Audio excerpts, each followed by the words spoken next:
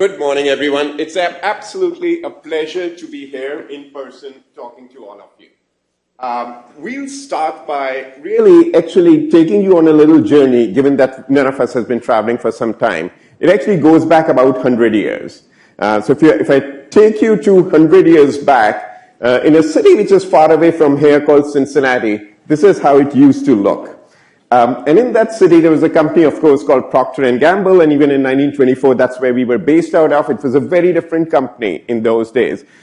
We had just about 10,000 or fewer employees in the total company. Our footprint was in 2 countries, US and Canada, and there were a couple of brands which we had. One of them was Ivory.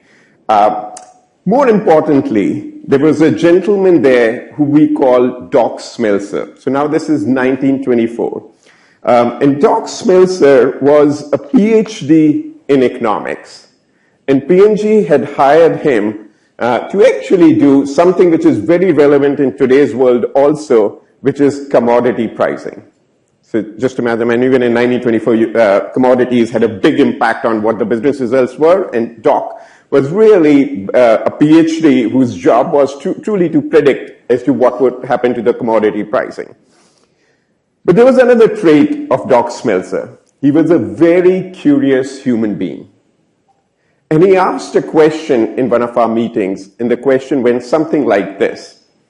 The question went, do we know how many consumers use Ivory soap for washing their hands versus doing their dishes? So it was a very simple question. The problem was, nobody knew the answer to that question. But more importantly, I don't think there was anybody who had even thought about asking the question. And at that moment in P&G really started the focus of consumer centricity. Our CEO at that point in time was William Cooper Procter. He was the grandson of our founder. And he looked around and he said, okay, Doc, since you've asked the question and we don't know the answer, go figure it out. And he did. And that literally is how insights and market research and, frankly, consumer-centric business models started at P&G. Now, it has become a very deliberate part of how we work and how we do. Ravi was mentioning about the importance of driving profit, value creation. Of course, we are a for-profit company, so everything at the end of the day is about creating value for our stakeholders and shareholders. But we do it in a way that we also give a value to our consumers. So that becomes very fundamental as to who we are and how we work. If you look at actually our total shareholder return model, it's actually hardwired to consumer metrics. So in our business model, you can't create value for the shareholders unless you change a key consumer KPIs in them. And it's fundamentally part, even the distinction between finance and consumer insights starts fading at that point in time. The reason why it matters to us is because when we talk about consumers and people, there are 5 billion people that use P&G's brand every day. So just pause for a moment and think about it. I think the population right now of the world is, it's under 8 billion, so it's 7.5 or 7.6. 5 billion of them would be touched by a P&G brand every day. That is, in one way, awesome, but it also gives a lot of accountability and responsibility on our end about how we truly delight those consumers. And that really becomes our business model. Now, currently, if you look at how we go about doing it, we have articulated our how we win strategy as delivering superior consumer experiences to consumers.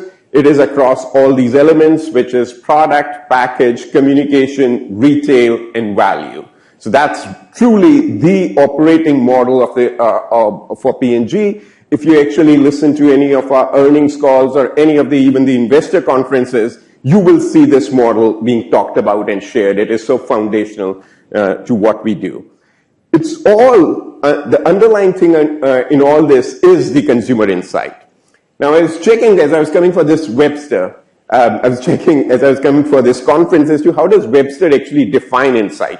hadn't looked at it before. They've got a very complicated definition, as you can see. The act or result of apprehending the inner nature of things or seeing things intuitively. But when you pause and think about it, it does make sense. But that's not the definition that we use at P&G. We actually articulate it in a very simple way, which is mind-opening why. What we are looking for is an insight truly giving us a mind-opening why. Let's unpack that a little bit as to what do we mean by that. And perhaps you're kind of wondering as to how do you get mind-opening why for the kind of businesses that we are working on, which are everyday products like laundries and shampoos.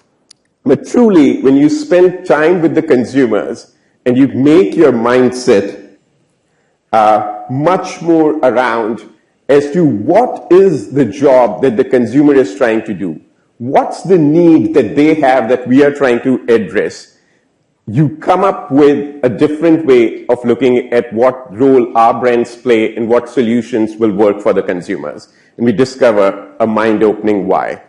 The other piece, which is very fundamental in this belief, there's a little lag in the monitor, so if you're seeing it, the slides go back and forth, that's the reason why, so bear with me for a moment. The other kind of a piece which is important in all this is really understanding the why behind the choices and the behaviors that the consumers show. And I'll tell you, reality is much more amazing than what we imagine it to be. So even in the simplest of choices and behaviors that our consumers show, the why behind them, when you take time to understand, is absolutely remarkable. It is very important, hence, for us to understand that why. That gives us truly the breakthrough insights that we are looking for. It does one more thing. It creates empathy amongst the brand builders. So once you start understanding why behaviors are the way they are, why some of the jobs are important to the consumers the way they are, you start developing an empathy for those consumers. And internally, if we get all our brand builders to have that empathy for the consumers, it leads them to be very intentional about the actions which they are going to be taking. And those actions, not just from a standpoint of doing it, of course, to drive business growth and business results, but also with the intent of truly making a difference in consumers' lives. So this mind-opening why and the foundational insight that we come up with really becomes the basis for our brand building models. We'll take a couple of examples to show that. The first one, as if Cincinnati was not far away, we are going to travel to India. And this is our Head & Shoulders team. It actually goes back a few years, and see how the work that they did and the insights that they created. So this is, as you can see, between somewhere 2014 to 2017, this is the share position for Head & Shoulders in India, and it wasn't looking good. But if you looked at the basics of how the brand was doing and what was driving it, it actually didn't look too bad from our standpoint. The media was exactly what the models would say it should be. The distribution in the different channels seemed about right. The pricing was reasonable, definitely from a value standpoint. Consumers always told us that it's giving a lot of value to them, but you can see as to what was happening from a share standpoint. So we stepped back and looked at it as to what is it that needs to be done. And when we say we, it's not me, it's the brand team in India who is working on this. And they step back and look at it as to what is in. And typically when we run into a problem, the way to get to a solution and a resolution at P&G is go talk to the consumers. So that's what they did.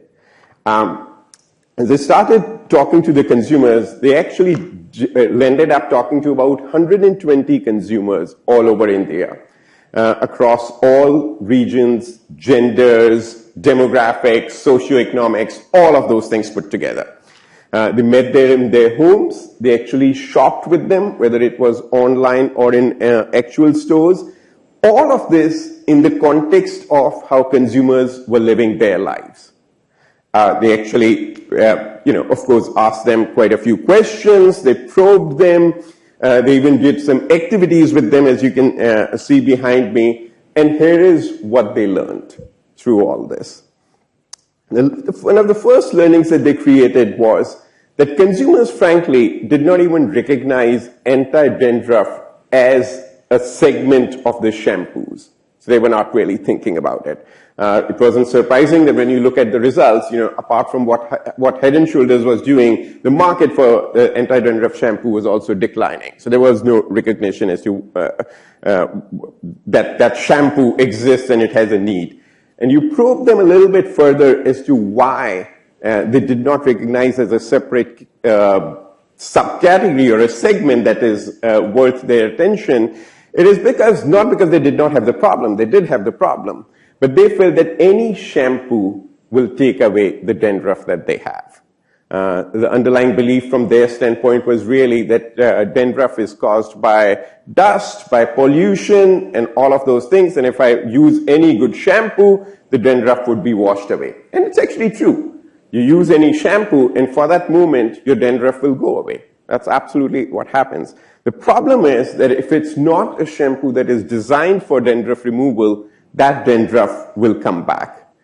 And that's what they started experiencing.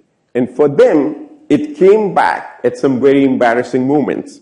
It could be, some of them talked about that they were on a date and they had they noticed the dandruff on their shoulders.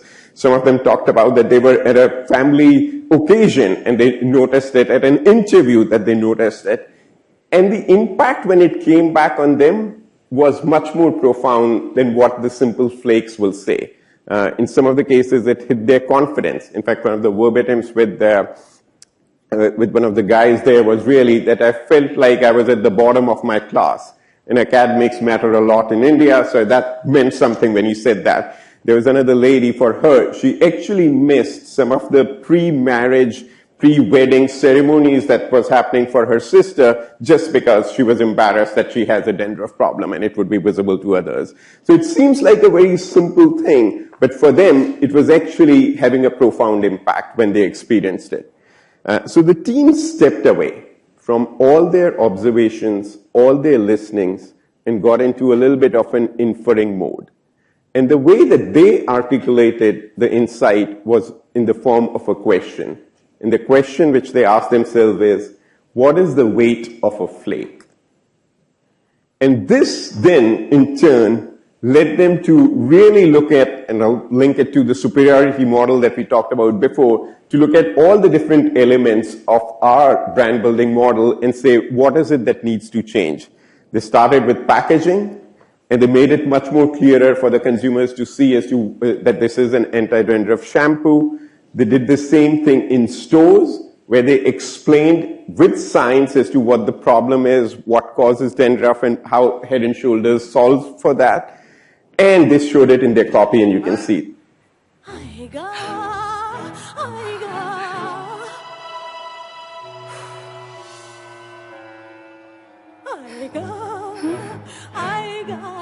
Dandruff वापस आ गया तो shampoo बदलो। Head and shoulders करे dandruff के germs पे असर, 100% तक dandruff मिटाए और लौटने से रोके, कंधे से बोझ हटा दे। Head and shoulders.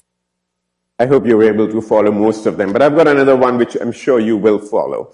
But this one, with all of these changes, this is what the share picture started looking like. And Head & Shoulders at that point in time became the #1 shampoo in India. But more importantly for us, and it's a metric that from our business model standpoint, we pay a lot of attention to, it actually drove market growth.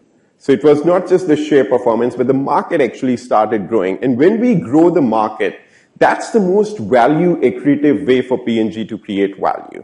And there are many different reasons which drive that. But that was, for us, a very high degree of success and something that we really looked at as to how we can leverage it further. The other kind of insight that I have on insights is that when you discover a truly mind-opening why, it most likely will travel much beyond the original consumers with which you had done that work. So the good insights truly become universal in the kind of businesses that we operate in. And the reason why that happens is because deep down, human needs are actually very similar. The context in which we live our lives is very different, so you have to take that into account. But the need fundamentally are actually very similar. So I'm going to show you another piece of copy. It's the same fundamental insight, but the execution will look dramatically different in something which we aired right here in US. My shoulders carry a lot of names. Some I deserve, others I don't. And a few are kind of true. But in the end, the only name that matters is my own. And one thing I'll never carry on my shoulders is dandruff. Because shoulders were made for greatness, not dandruff. Now, I've lost track of as to where Beckham is these days, but I thought he might be coming to Patriots this season, so in case any Patriot fans, that we'll see how that goes. But anyway, I mean, if you look at these copies in isolation, you would think of them as two very different executions, two very different consumer targets. But again, if you unpeel it, it's the same underlying insight about what is the weight of a flake that's driving all of these creative executions. Of course, you know, as we talked about it, consumers and insights have always been and will continue to be at the very heart of the work that we do. Observing consumers, listening to consumers, inferring from all our observation will always be part of P&G and the brand building that we do. But, of course, the world has changed, and we have, for a long period of time now, started really looking at data and technology in addition to the human side of things and saying, how does that really even further allow us to create these insights at scale and then activate them at scale? So that's the journey that we've been on. And of course, as you can imagine, which is what Ravi mentioned, last 2 years, that has been actually a catalyst for driving further in those areas, because for the last 2 years, we have not been able to go into consumers' homes in physical way, but we did it virtually. So of course, all of those things are changing. But the way that we have articulated the disruption that we are trying to drive in that space is this construct of human plus data plus technology. So let's talk about each one of them. Human, I think I have talked about sufficiently, but yes, humans and the intent and taking time to observe, listen, and infer from what our consumers are saying will always continue to be important for us. And you will see that even when we get down to some very specific data strategies and algorithms, we actually go back to the humans behind them. But data is, of course, the next one. And the power of data is just unbelievable, which is there. And the piece which is changing is just the sheer quantity of data, and hence the ability of at that quantity to give you a lot more confidence than you would have if you were just doing with smaller sets of data. And the last one, which is actually the most exciting one, is technology. Technology is becoming very fundamentally a part of how brands are built and how companies operate, regardless of which domain or sector do you work in. So that is very fundamental. There are many, of course, elements of technology. We are leveraging a set of technologies that we call InTech, which is basically a group of technologies that allow us to discover insights in a much more powerful manner. But the one that I think is going to be the most breakthrough in all this is AI. And the reason why I'm so excited about artificial intelligence is because it's got the power of being able to work with structured and unstructured data, and observational data, and behavioral sciences, and put that, all of it, into the AI models that you can create with that. That is absolutely breakthrough, because the kind of results that it gives you is amazing. Like with everything, you know, there is a downside to all this. And the downside to all this can be that in our obsession with data and technology, we lose sight of the human behind it. And that's why we have put that human right in front. And one of the first things that we did as we got into this journey is really say, okay, what's the purpose of our data strategy? What's the purpose that we are trying to get or create all this technology? And how is it right for the consumer? what truly matters to the consumer. And I think all of us are aware with some of the genuine concerns that our consumers have about elements like privacy and how they expect all of us to handle the data. So one of the first things that we have done is actually created what we call our consumer data principles. And the consumer data principles start with value. The question which we ask ourselves is, what's the value that we are trying to provide to the consumers? Then we back work from that as to what's hence the data that we need, and to get the data, how do we do it in a way which has a very clear and overt consent from the consumers, which is taken from them in a very transparent manner, and we hold ourselves accountable for all the data that we gather from the consumers. And again, look back and close the loop about how is that data really going to improve the consumers' lives. So those are some of the principles that we actually started with. Very simply put, what we are aiming towards is never losing sight of the fact that data is human. So behind every 10011 that we get, there is a human being who we are trying to understand. And we never lose sight of that. That's how we treat data, that it's really human. Now, let's take another example of how this thing comes alive in a real brand case. And we'll actually take Pampers as an example in this case.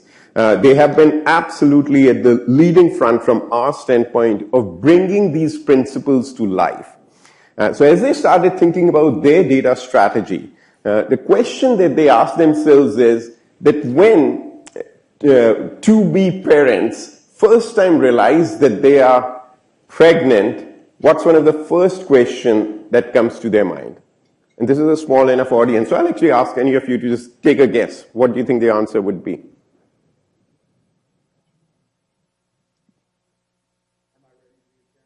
Am I ready to be a parent? A good nanny? Sorry? A good nanny? A good nanny. Is it a boy or a girl? Boy or a girl? Okay, so what the Pampers team discovered was slightly different, but all of them are absolutely relevant answers. What they discovered was that one of the first things that would-be parents want to know is when will the baby arrive. So they started with that question, and they said, okay, so how do consumers get an answer to that question? And of course, if you did a Google search, I'm sure if you do it even now, there are many baby date predictors which exist there. But what they lack is credibility and consumer trust. And that's the role that Pampers felt that they could play for would-be parents. So their data strategy started with really understanding the consumers and trying to figure out how do we actually add value to them even before we start taking any data from them. And it came with, as to how do you answer the question as to what's the due date for the parents to be. So if you actually go on the Pampers.com site, you can actually play with that tool even today. Now they have augmented it a lot more than just the due date predictor, but the due date predictor is still very much part of that piece. But the way that they have kind of augmented it is that the first one which you will see is the due date predictor, which kind of comes in, which is of course very important from a parent standpoint. But then it actually gets down to as to all of the questions that you were mentioning. Those are the questions that would-be parents go through in their lives. And that's what Pampers started solving for. As to how do we, and the nanny is a great one. I'll actually check as to whether they have it or not. But those are the kind of things those are exactly the kind of work that we want our brand builders to do. To really talk with the consumers, engage with the consumers, see what are some of the jobs that they are trying to do, and then figure out what role a brand can play in that. So that's happened even prior to the baby arriving or even a single Pampers diaper being used. So that's when the engagement really happens. Then as the baby arrives, then of course their questions and their needs change. But the basic construct remains the same, that you're trying to add value to the consumer. As that value exchange happens, you're getting data in return.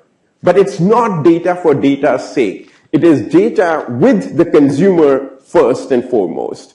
and answering their question, and of course, as you answer the question, you create data. And the data basically allows you to serve and improve their experience even further. So what are the kind of questions that parents have when the baby has arrived? And it's to do with baby's growth and development, right? Those are the typical questions which comes in. And yes, there are answers to that Pampers will provide to them. Built into those is, of course, as to what is, when you're using a diaper, what's the right diaper for your baby? How does the diaper choice get impacted by the life stage that the baby is going through? When they start, crawling, what's the right diaper? When they start walking, what's the right diaper? We call it swaddlers. And all of those things kind of.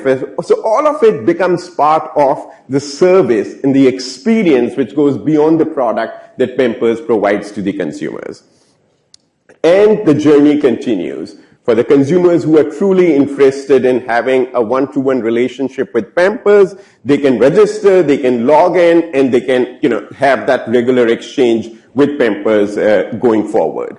So this has become actually a very powerful way for us to kind of think about that even as we walk into a world of data, how it starts with the human, then creates data which is a value exchange that is happening with the consumer in a way that consumers are getting a value out of the data that they are providing. We do it in a very consensual and a transparent manner and hold ourselves accountable to the proportionality of the data that we create from them. As you can imagine, at the back end of it, you can have a lot of models and a lot of different things which are working in there. And what you will see once the monitor comes back to the right place is that many of them is allowing us to then really filter through insights that come up, which we can use it in many different touch points. And what I'm going to show, I think this all we have seen, what I'm going to show you is another copy. And this is a copy, again, if you kind of think about, I'll let you watch the copy and then talk about it.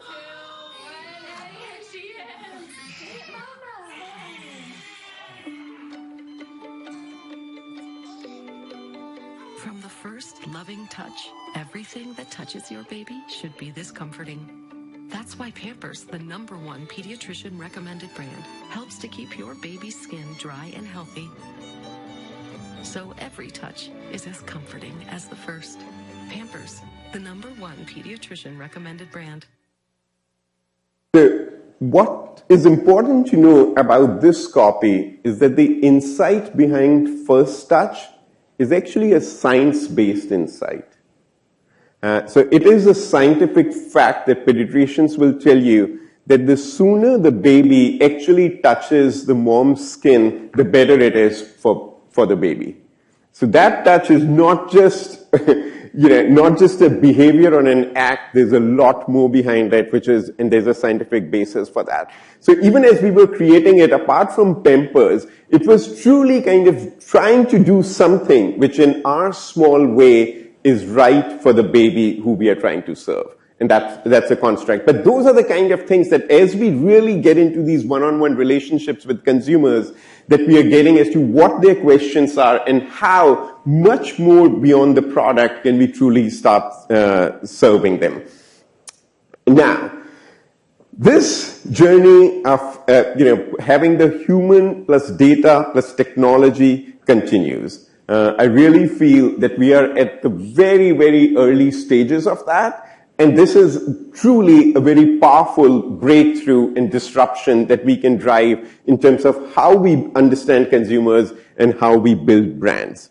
To be able to do that, we will need another set of human beings, of course, which are the brand builders. There are the people who actually work in these spaces. And as we started then kind of thinking about that if this is the world, if this is the breakthrough that we are going to drive, what are the kind of skills that we need in the brand builders of the future? And the way we have articulated it is in very simple terms. It starts with having the right business skills. That has not changed. So that continues to be, of course, first and foremost, very important for us. The second one is leadership. And in this one also, of course, leadership has been there very much for, since humanity started. But I do think that that if you peel the onion, the vectors and the leadership that will matter more are changing. For brand builders in today's world, the ability to stay curious, the ability to empathize with your consumers, and then use that empathy to truly drive actions on their business will become increasingly important. I have no doubts to say that even more so in the future, the brands and the companies which will succeed in this world are the ones that are focused on their consumers. In short term, you can have perhaps successes otherwise, but that's what's going to lead to long-term sustainable value creation.